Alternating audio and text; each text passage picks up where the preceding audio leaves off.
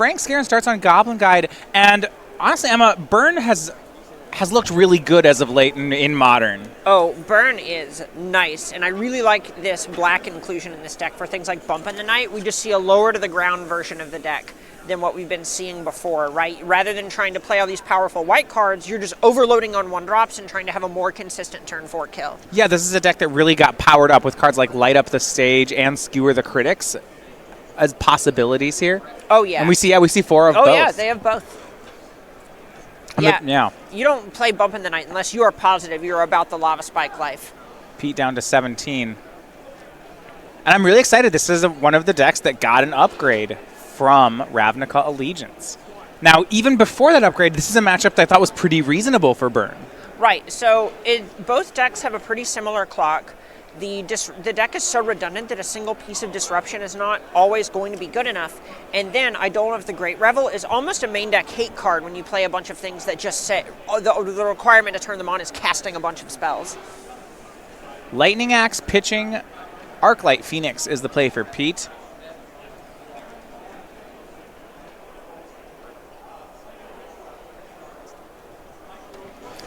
And we will see Light Up the Stage here from Frank. Now, this is a card, because it's so new and modern, Pete actually kind of misplayed here. Exactly. You shouldn't have taken that damage. Should have maybe just, not fetched on his opponent's turn. Right, that's right, because normally there's this thing in Modern, you're saying, all right, I'll wait until my opponent's turn to fetch. Because of that, he turned on Light Up the Stage, the spectacle cost. Exactly. Here in this case, it's just, well, maybe we need to be thinking a little bit more about how we're fetching. And Ingram here, what he should have looked to do is maybe just fetch on his turn, pass, and then if Skarren attacks with Goblin Guide, then you get it. The big issue with that play is it does kind of tell Skarren you're planning to kill that Goblin Guide as soon as it attacks, so Skarren may not have attacked. Rift Bolt suspended from Skarren. He has those cards. So Light Up the Stage, the spectacle card here from Ravnica Allegiance, is going to mean that Frank can cast these top 2 cards, these cards in exile, until the end of his next turn. The Red Divination, as this has been hyped as. Oh, this card is very nice. And we can see it here up on the screen, just giving more fuel to the burn decks, which is all they kind of wanted. One of the ways this deck loses the game is just running out of things to do. You mentioned the whole deck concentrated on 1-mana cards. Cards that have left, are Boros Charms, Skull Cracks. I believe the only 2-mana card still left in the deck is Eidolon of the Great Revel. He also has Searing Blaze. Okay, still has the 4 Searing Blaze. But other than that, it's a 1-drop party. I really like holding this Light Up the Stage for a turn, like Skarren did, because it could have thrown off the spells that he's able to cast if he were able to flip, basically, with Rift Bolt, you want to make sure that you are suspending those as soon as possible to cut off the cards that Ingram has access to try and kill you with, because Rift Bolt does take that extra turn to come off suspend and actually shoot Ingram.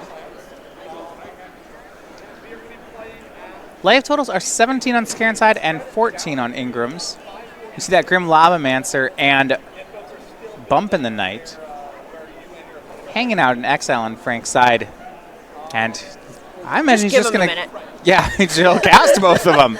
Ingram down to 11. And that's just showing off really how this deck's been powered up. That is some impressive stuff from the Burn deck. Yeah, think of it this way. Skarren's effectively cast 3 cards from his hand this game. He's played Rift Bolt, he played Light Up the Stage, and he played Goblin Guide. Everything else has been from that first Light Up the Stage. All right, Thought Scour to start for Pete Ingram. That is spell number 1. He milled over, looks like just 2 more spells, so 1 Arclight in the graveyard right now. Hey, milling over a Gut Shot is worth something. Yeah, it's not something you want to cast here. Faithless Looting, that finds a second Arclight Phoenix. Okay, all right. Let's do this. Love it. And you see that copy of, looks like Pyromancer Ascension.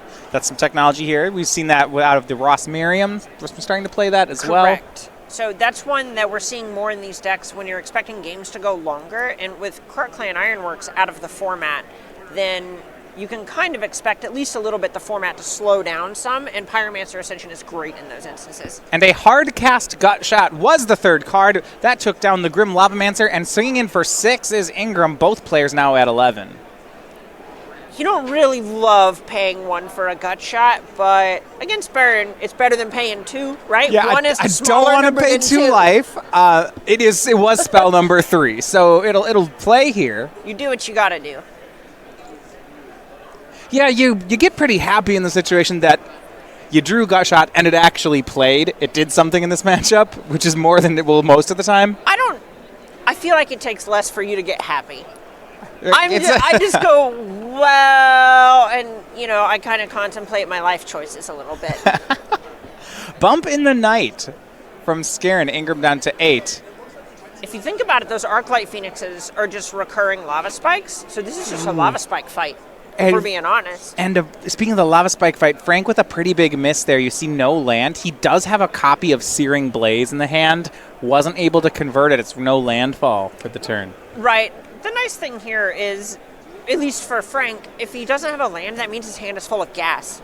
Right. He has swing with the 2 Phoenix. Frank is down to 4. That's now, not 3. It's not 3.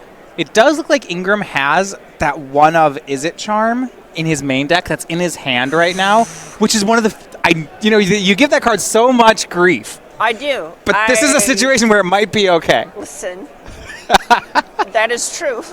See Lightning Bolt upstairs. Pete checks that counter, that Spell Pierce mode. Says, no, this one's fine. So theoretically here, all Skarren needs to do is draw a land, right? So Ingram's now falling down to 5. Right. And Skarren has 3 cards in his hand. That's enough to get through 1 counter spell if he can just cast all of his spells. He can cast them all, right? But with the mana, it's asking a lot. He'd have to have a 2 mana card, and then 2 1 mana cards to fight through it. Right. Which I guess the deck's all 1 mana cards, so what does that even mean? Oh, and an uncomfortable card in his hand there is it looks like one of his 1-drops is actually Shard Volley. Right. And that takes away a mana the following turn, so that actually reduces the number of cards you can cast through these counter spells. This is neat. Here's Monastery Swift Spear from Skarren. It's going to attack. Pete says, okay. Does it count as a spell? Right now it doesn't. No, I mean, you can go for the lethal Shard Volley here, right? But then that Is It Charm, the deal 2 mode will hit the Swift Spear. So you're kind of stuck in a, screwed if you do, screwed if you don't situation where, what do? Not cast it and die to these Phoenixes? Shard Volley Prowess will make the Swift Spear a 2/3, or will attempt to as this goes upstairs. Now, Spell Pierce, will be the mode on Is It Charm, countering the Shard Volley. Ingram takes 2, goes to 3, and he can't stop the Phoenixes, picks up the cards. It is Pete Ingram taking the first game here. Yeah, that's a situation where Skarren's cards didn't line up very well, where even though he had a bunch of them, you still need a land to go with your Searing Blaze. You need to be able to cast all your spells, and cards like Shard Volley can just end up effectively trapped in your hand until the last turn. And looking at that game, I actually like Frank Skarren's positioning here. On that last turn, if you give him 1 more land, he can pay for the Spell Pierce. He also has a Searing Blaze up, so you can't use the Shock mode on Is It Charm. With a land run for the turn, Frank's going to win that game. Yeah, that obviously it felt very bad for Skarren to lose there, but if we're being honest, he was kind of drawing to what felt like, 20 outs, 30 outs, 40 outs almost, something to that effect. Any 1 mana burn spell also works there. Exactly, and the draw to this list in particular is that this deck does have a ton of 1 mana burn spells. All right, so let's look over at some sideboards. Frank Skarren has dropped the first game, so we'll look over at his board, and I love burn sideboards just with how clean they can be. 4/4. Oh. It's not 4/4/4/3. It's not the caveman sideboard, but it's close. Yeah, but it could be. See, we took that 4 of, it's instead of 4/4/4/3, it's 4/4/2/2/3. It's close. All right. It's just not as clean. Not as clean. There's 1 too many cards in there. Exactly. All right, 4 Collective Brutalities, 4 Smash to Smithereens, 3 Surgical Extraction. The last 2 Eidolons have been moved to the sideboard, and then he has 2 copies of Searing Blood. Big fan of Eidolon of the Great Revel in this matchup. I already talked about it a little bit before, but seriously, we saw that game. The reason that Jessup was able to actually apply pressure to Skarren is because he cast a ton of spells to turn on his Arclight Phoenixes and start attacking.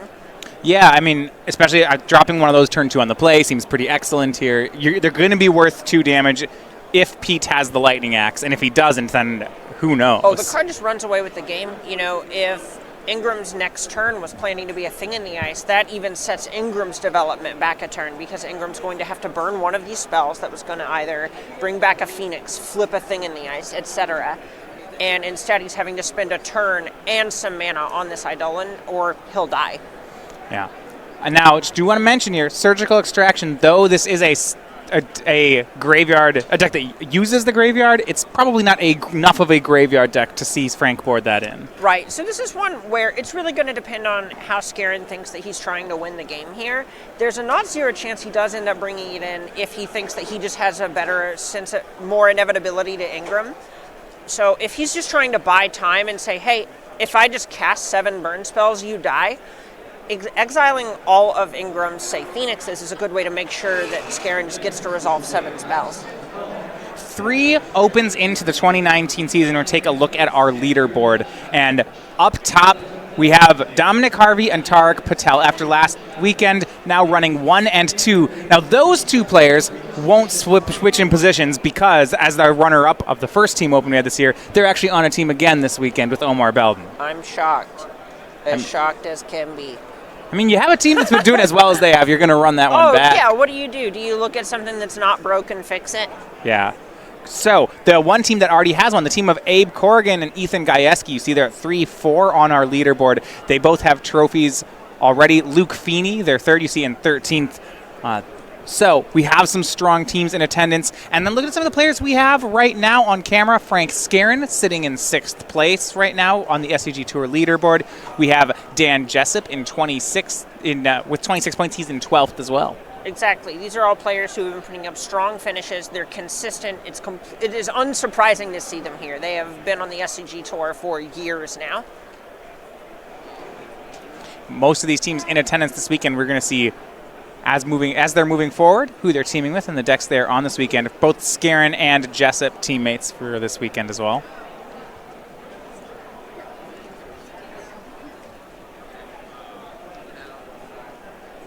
Now, Pete Ingram's sideboard is showing some respect here for the burn deck as well. A lot of times we are seeing, well, I guess when Corkland Ironworks was around, Izzet Phoenix splashed white cards because it had to have Stony Silence. Now that that's gone, they still get a free splash out of the sideboard, and the card they've chosen is Collective Brutality. Yeah, that card is, let's be punny. Let's do it. It is brutal. It is brutal. It is. You get to kill their 1-drop. Or their Eidolon, if they had one of those on 2 since you're on the draw. Right. You get to take a burn spell out of their hand, and then you get to undo most of their next burn spell while, nickeling and diming in some pressure. I'm going to have my story. After that card was printed, the first Modern tournament I played, it's a local PTPQ. I played against none other than Ryan Overturf. Lost the die roll. Turn 1 played a Goblin Guide. Let's hit him to 18. Said, all right, this is nice. And then turn 2, he cast his Collector Brutality card, and he said, all right, I'm going to discard these 2 Venge Vines, kill your Goblin Guide, take your Boros Charm, and drain you for 2. I remember just thinking, like... Are you alive? All right, hold on, let me... All right, I guess they can't say I'm poking you, because I can't believe you are not a ghost. My soul would have left my body after that. I think my response is something along the lines of, I'm playing way too fair today. I don't know why I thought this would be good enough. Yeah, look. Yeah. There's a reason we're in the coverage, please, Matthias. Right. Man, this collector, I was like, there's supposed to be like, so how do I beat this card ever? It's like, no, trick question. You don't. Not on a deck's like... You could crack their skull.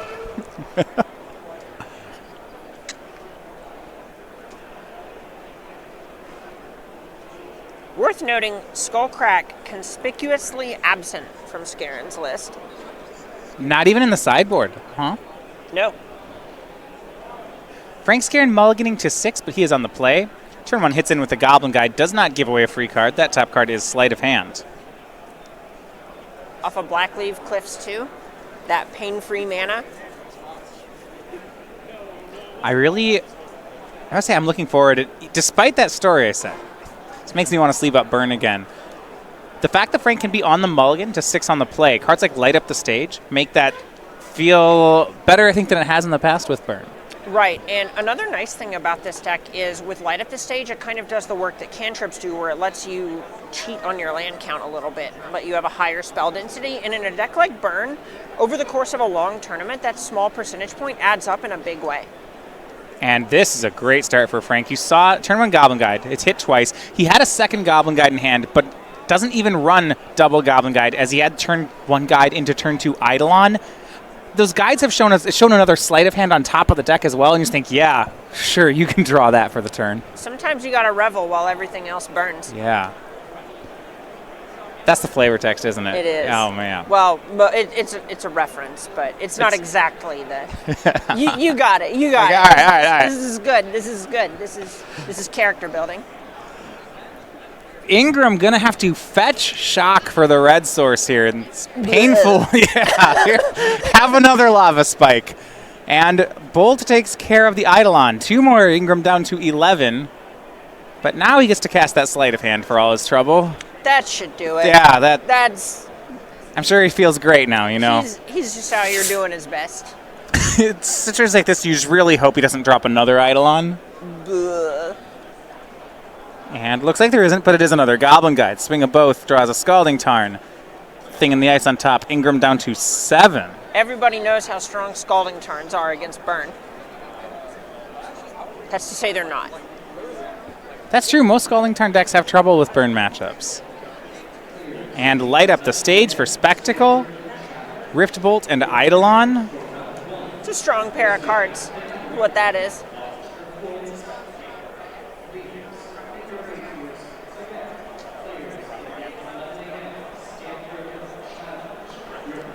So the top cards, and they're going to look over some rules here. Yeah, we have Eidolon of the Great Revel and Rift Bolt. Suspend's a bit of an interesting one with how it works with Spectacle. So Suspend reads, rather than cast the card from your hand, you may pay red and exile it. Now, he's not casting them from his hand. So... we have a word for this. Right. It's beats. So the beats here is he's actually not going to write... Next turn, he'll be able to cast one of these 2, but Frank's not going to get the full 2 cards off this Light Up the Stage. You know, if we just think of this card as a cantrip that shows your opponent how dead they are to the Eidolon, I still think I like Light Up the Stage here. Yeah, Skewer the Critic set Pete down to 4. Right, he's going to need an answer to both Goblin Guides and to not die to this Eidolon or this Rift Bolt. That's a lot to ask. And if your first mana was spent on a cantrip, that can't feel very good. Yeah, Faithless Looting. Well, Faithless Looting feels like you're going to be dead on board. 2 Arclights discarded isn't bad. Those are blockers. Okay, if you can activate them both, they can block. You're absolutely right. And here's another Faithless Looting. Draws Collective Brutality. Is that good enough? If Frank has any 1-mana burn spell and can put that Eidolon into play, that will lock out the game. All right. Let's see. Right? Top card. I think it's a land, which means we're still playing. It is. It's Wooded Foothills. Frank was hoping for a burn spell. That would have sealed it. Have you... so, you've played Burn. Yeah. How often does this actually happen? You go, okay, I just need one burn spell and they're this dead, is the worst. and then 7 lands later, you've lost the game. A lot. Oh, yeah. A lot. Oh, yeah, that's the Burn player's tale. That is textbook how Burn works. And Pete knows it now, too, right? The pause has been too long, right? Frank has to decide, is it Eidolon or Rift Bolt he wants here? He's going to go for Eidolon. Teammate Shaheen Soorani looks on from the Grixis mirror. Sheen also down a game to Ben Friedman. The only instance where the Rift Bolt is really going to be that much better, say 3 damage versus 2 damage, is going to be that much better. Since, presumably Ingram will have to take 2 to get this Eidolon off the table. Yeah. Now, because the card is Collective Brutality, I actually wonder whether this has costed something. So Ingram is going to have to fetch a tapped land. Oh, he doesn't have the black source. Okay, Right. that changes the math. So it does at least buy Skarren a turn here. This pause does not look good. Oh, and he misses again. Ingram goes down to 3 into open mana. Says, yeah, show. Oh, no. He doesn't have it. Not like this. Yeah, finds the black mana source. Well, Ingram's down to 3, and the Collective Brutalities are going to be a wash, right? He'll take 2 to cast it and then gain 2. So Skarren maybe has another turn to draw that lightning bolt. That's true. That's true. A third Arclight Phoenix in hand for Ingram. You see Lightning Axe, Thing in the Ice, Collective Brutality. This may actually just end up being enough for Ingram to turn the corner here. You know, you have a Lightning Axe and this Collective Brutality to get 2 things off the table. Right. Give yourself a bit of a buffer. It puts another Arclight Phoenix in the graveyard. So after all that, Ingram can just cast another spell, hold back 1 Arclight Phoenix, and send in the other 2. So he'll deal 6 on the attack and 2 from the Brutality. Right. Frank will be at 11. So what are It's the odds? close. Yeah, but Ingram just needs to find a bolt. A bolt, another Brutality. Exactly. That seems doable. Fully escalated Collective Brutality is going to discard Arclight Phoenix and Lightning Axe. Now Pete goes down to 1 off the Eidolon trigger. Searing Blaze. Searing Blaze. Oh, that'd be so nice if that was in Frank's hand. Gonna get to look at Frank's hand. It is Land and Monastery Swift Spear. I really, really like this show Now- of patience from Skarren. Well, hold on. What if Frank had cast the Swift Spear and swung the team last turn? Then we would have seen Phoenixes either just trade with a Goblin Guide, trade with an Eidolon, and then Ingram would have taken 3 and gone to 1. And I guess Skarren would have had no other ways to attack anymore. I guess that's true. Ingram just wouldn't have cracked the fetch land. Exactly. Here's Thing in the Ice as the follow-up.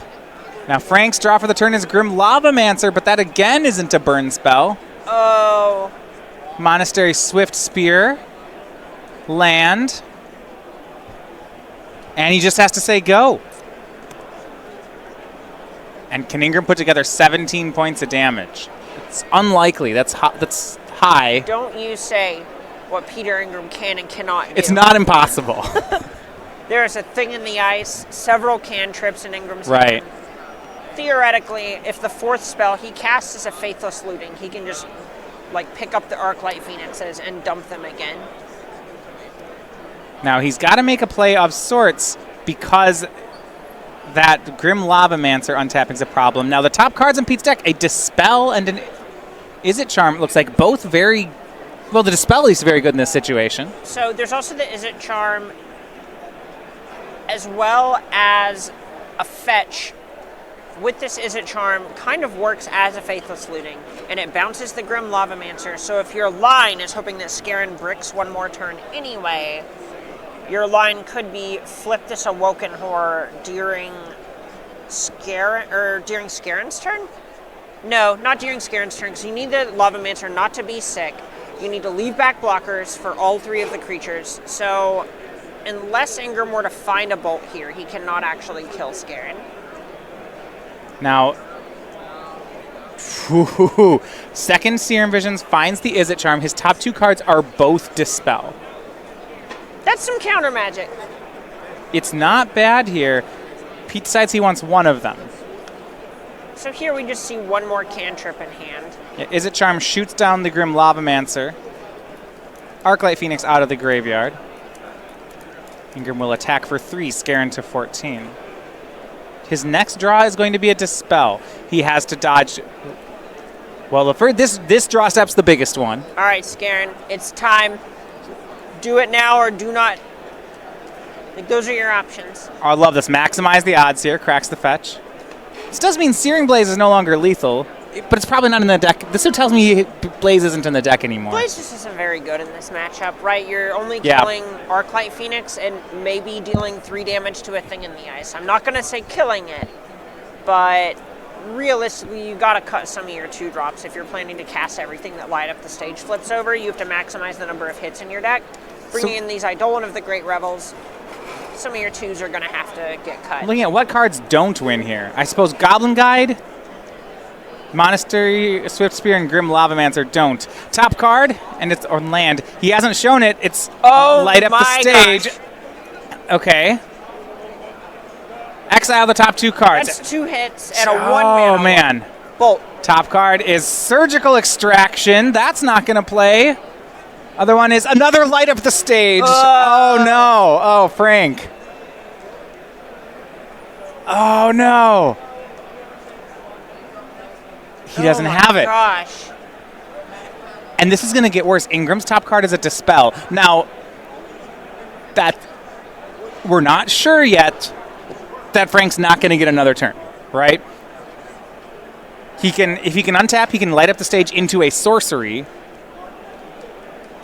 and then cast like a sorcery for the win. So just Lava Spike, Bump in the Night. Turn, Ingram is going to have a total of 4 lands?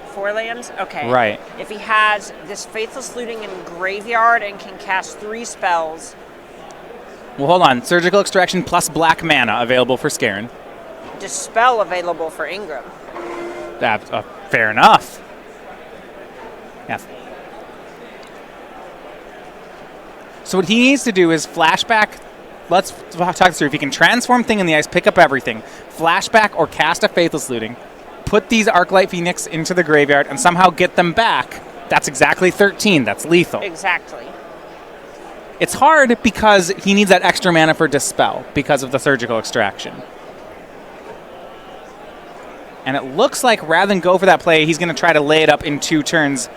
Swings 2 Arclight Phoenix and hopes that this Dispel in his hand is good enough to dodge 1 more draw step. So the nice thing about the Dispel is it does, well, the nice and the bad thing is, assuming Skarren has to use a good bit of mana next turn in order to cast this on the light at this stage, you're planning to dodge a spell anyway, you do get to bounce all of the 1-drops. Right.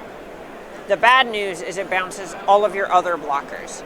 He's going to swing 1 Arclight. The issue is Ingram's hand is Land, Sleight of Hand, and Dispel, so he actually can't transform Thing in the Ice at instant speed. Oh my. Right, so do you want to cast Sleight of Hand? Well, this is all presumably if Skarren goes to cast something, you can Dispel. Right. A swing here for 6 is what Ingram decides on. Skarren will take 6, goes to 7.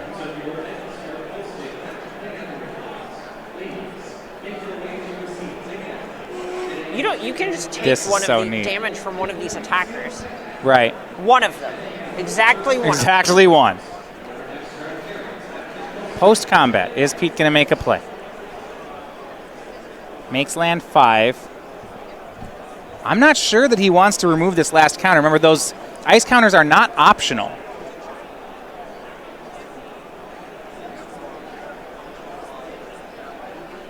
Skarren thinking about using that Surgical Extraction. It will remain in exile by the end of his next turn if he doesn't. So you might gonna fire it off.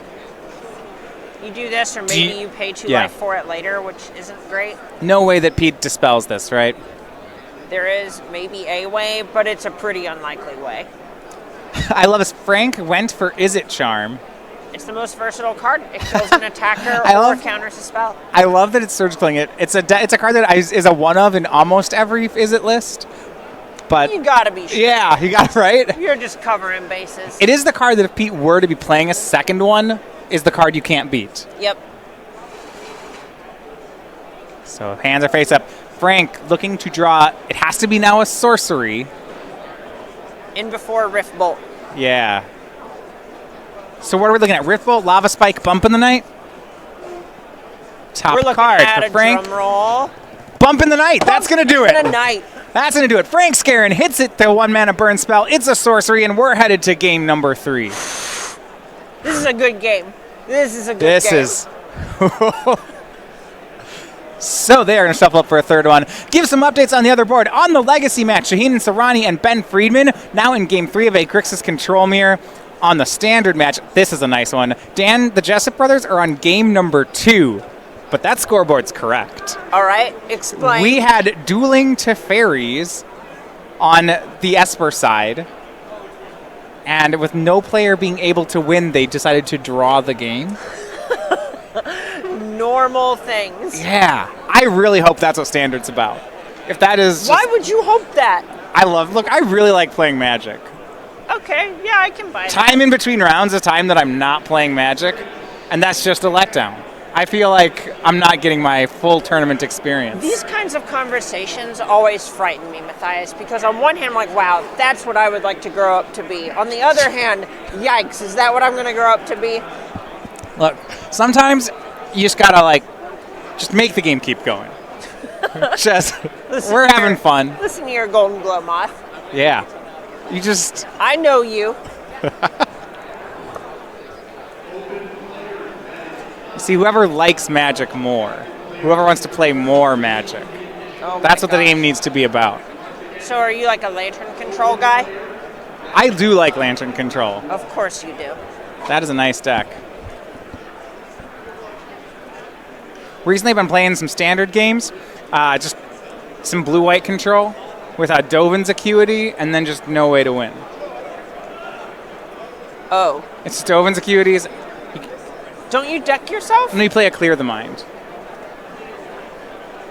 And then you just play removal. One Clear the Mind? Like 2. Okay, alright, I'm in. Well, you have to Clear the Mind them, and then you do it to yourself.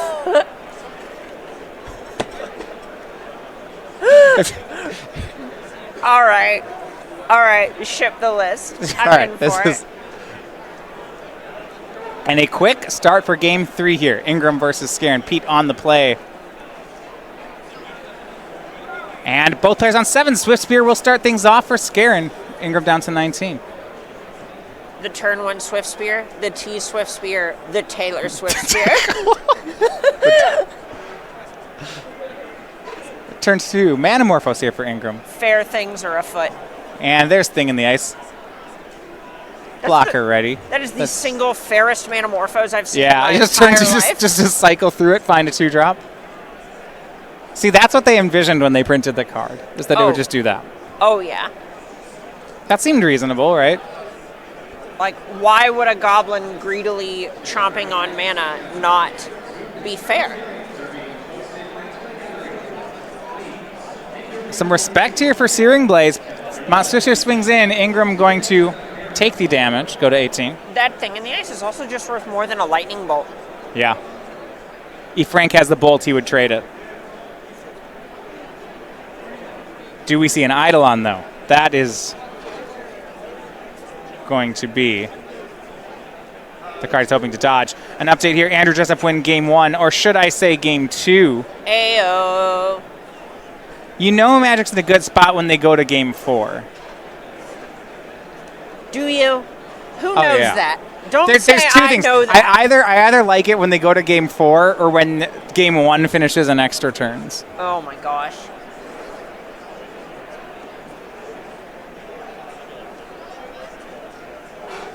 Game 1 in extra turns just feels just. Right? You just look at both players and you go, y'all are going to keep us here all night. I always like it so when you have those kind of games, right, these blue-white mirrors, there's this nice thing where at some point you and your opponent start to realize that you're playing best of 1. Oh, yeah. Both of you just start to hyperventilate. Oh, God. All right, yeah. Oh, I'm enjoying it. Well, the best part is because you don't realize at the same time, but when you look at them and there's this moment where you and your opponent both realize it's best of 1, and then one of the two of you is very okay with it. One of you, there's this moment of doubt where you think, you realize that you're playing best of 1, and then you think, did I just screw up really bad? Am I supposed to be scooping right now? Yep. Or am I locking this in? Turn 3 here. Lightning X takes care of Eidolon. 2 damage, sends Ingram down to 16. First match complete. Frank's teammate Shaheen Soorani, 2-1, a winner in the Grixis mirror.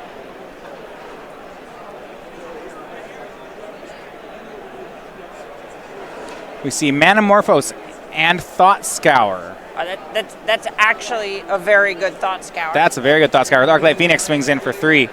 Both players now to 16. This is one of those situations where it looks like burn is not fast enough. No, we see kind of a slow start from Skarren, and everything just kind of going right for Ingram. It's not every day your Thought Scour flips over a flashback spell and a flashback creature. Shaheen Soorani now joining in on this match, talking to Skarren about how to stay in this game.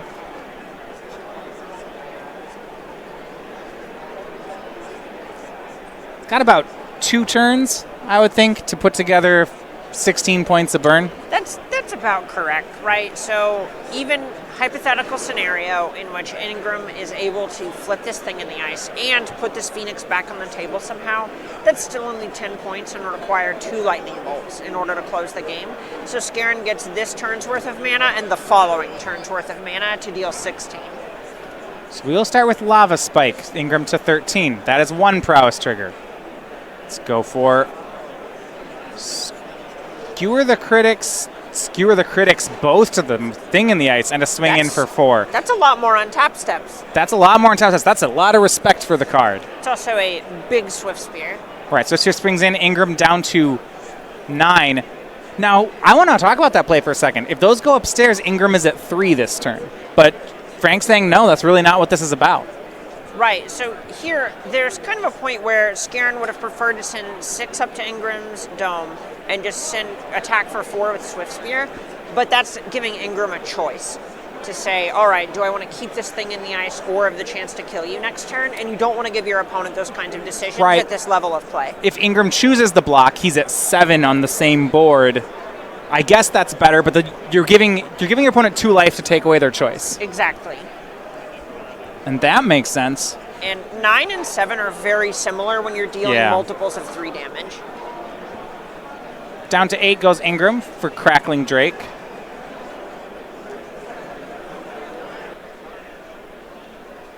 Deciding if he wants to keep pressure on with this Arclight Phoenix. See him talking over there to teammate Ben Friedman.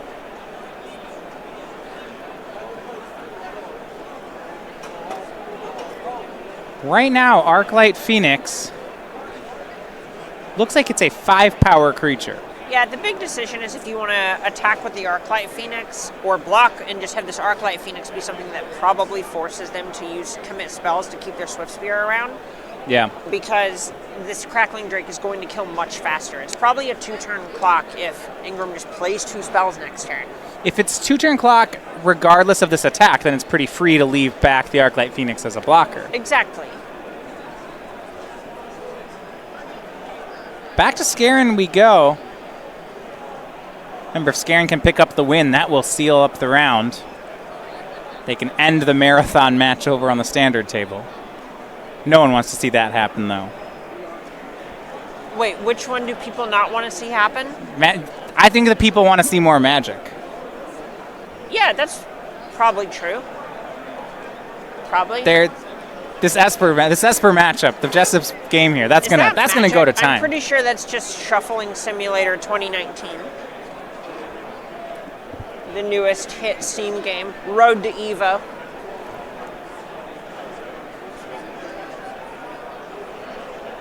It's the game where you both shuffle a stack of cards, and then you both, one by one, draw the cards.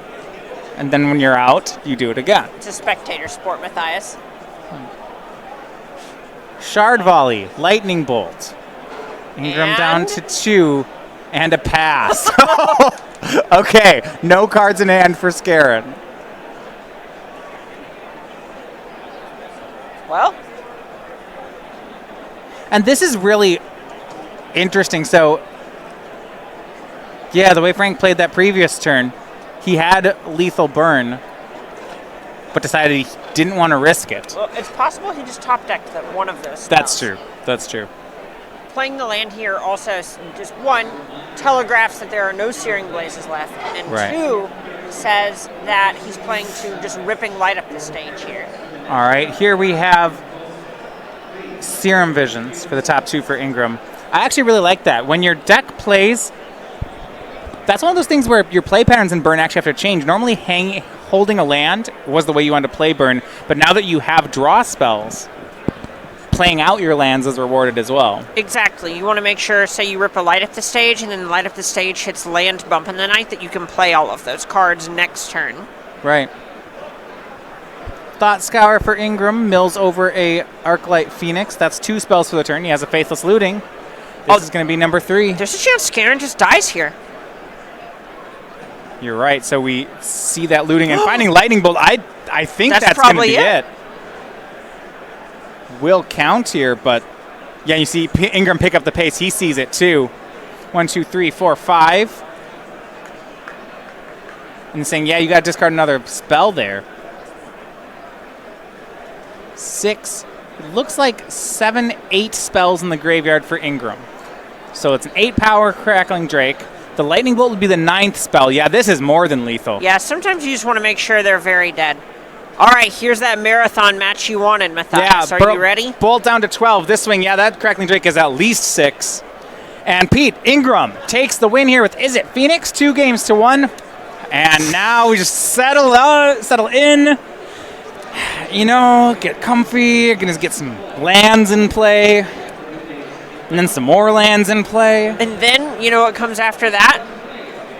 Some Doesn't more matter. I don't lands. know. Yeah, you know, maybe some spells. Some more lands. The only spells that are coming onto the table are going to be Teferis. Azcanta. And then It's a land.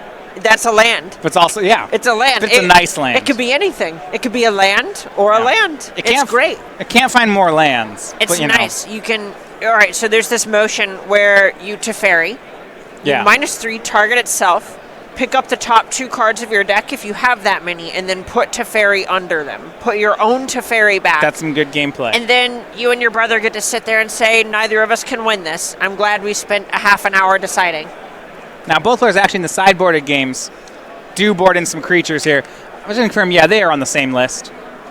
Thief of Sanity. One of the things that I'm really liking right now in Control and Standard, it's kind of thing where you take a really good deck and then you board in attacking from a different angle. And Thief of Sanity is very strong here. Right, so this is the type of situation where normally in your control mirrors you have all of this removal that doesn't really do anything. You have things like Cast Down or Moment of Craving that you are very happy. You're reaching forward and say, all right, let's turn these into negates, turn these into duress. And then your opponent plays a Thief of Sanity and your stomach drops. And you just go, yeah. Well, I guess I've died.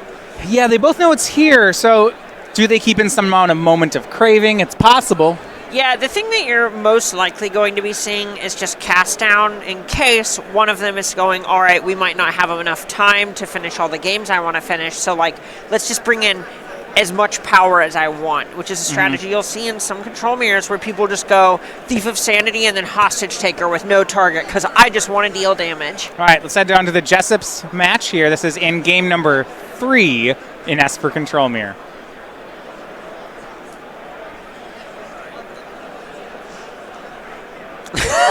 This is nice. Look at all these lands. This is beautiful. This is, to be fair, Jessup has one land that is stronger than all of Jessup's.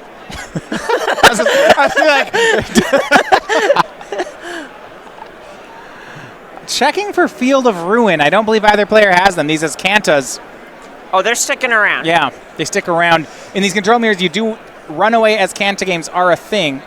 Absorb the find here from Andrew. Now, because he's up a game, all Andrew has to do is avoid losing. And there's not that much time on the clock. Andrew doesn't even have to avoid it for a long time. Right. It looks like on Andrew's side, we have a pair of negates and an absorb. Nice cards when you're trying to win a game that they can be a bit difficult.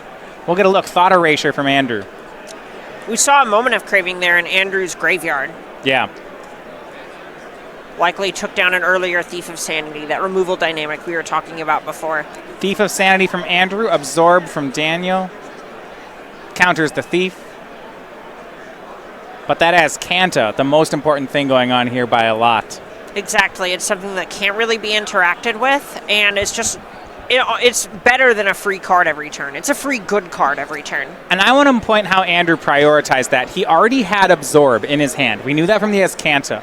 He could have protected his Thief of Sanity with the Absorb, but he chose not to. And that's out of respect for the fact that if Dan top decks in his Kanta, Andrew wants to make sure that it's countered. And that's more important to him than anything else that's going on. Exactly, because there's also one other answer to Azcanta, and that is just Teferi, ultimating. Yeah. And you see it again, Teferi. This is a beautiful exchange here from Andrew. He casts his own Teferi. It's negated. He does not use a counterspell to protect it, and then when Dan top decks a response to Fairy, the Absorb's ready, and the board is still clear. Exactly. All you're doing here is whatever you can to make sure you don't die. Right. Now Andrew reloads with Azcanta, and here's another Teferi in the top 4. He can check his opponent again on a counter spell. That one's probably a little bit better than the Moment of Craving that was sitting there. And it looks like Cast Down, that's going to be exiled for Chemister's Insight. And Dan Jessup's just going to extend the hand there. Big hug there from teammate Ben Friedman. Friedman, Ingram, and Jessup with the win. I do want to look at the sideboard here on Andrew Jessup's side. We saw him discard a Cast Down to jumpstart Chemister's Insight. We saw a Moment of Craving in the graveyard, a second Moment of Craving in that as Kanta activation. He's paying a ton of respect to Thief of Sanity. Exactly. It's a card that the first few weeks that people started playing it, it was a little bit of a secret. But other than that, like, it's not a secret anymore. You know it's coming, so you're going to have a plan and you're going to have respect because the card will just kill you. Right. I mean, we talk about runaway as Kanta games. Runaway Thief of